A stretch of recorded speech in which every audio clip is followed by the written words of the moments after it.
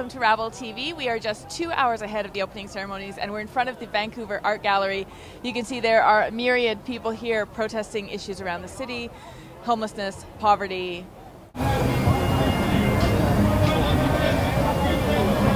How does it feel to have the Olympics in Vancouver, and are you from Vancouver? I'm from Vancouver, yes, yeah. It's just such an enormous amount of money when people are really hurting, and we've had so many cutbacks to healthcare, education, social programming. 1 in 5 kids in BC live in poverty. This is just unacceptable.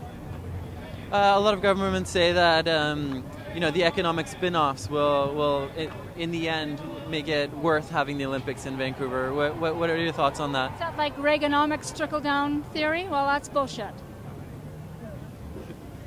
And can I ask you what you're doing here at the protest today? I'm protesting the industrial military complex of the Olympics. I'm all for the athletes, I'm all for the sports, but I think long ago that was taken over by other interests that have nothing to do with athletics and sports. I'm a Vancouverite, born and raised, lived here all my life, and I feel like my city's under siege and been taken away from those of us who actually live here. Well, I'm here to show solidarity with Indigenous people and the tribes who are facing the most repercussions from the Olympics and the expansion onto their traditional territory. Can you expand a little bit about those repercussions?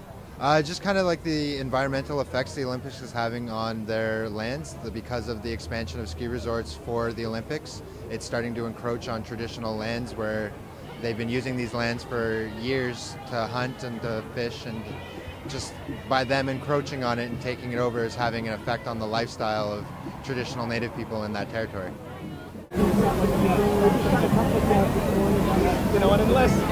I'm here with the Teaching Support Staff Union and we're here to protest the Olympics. What about the Olympics are you here to protest?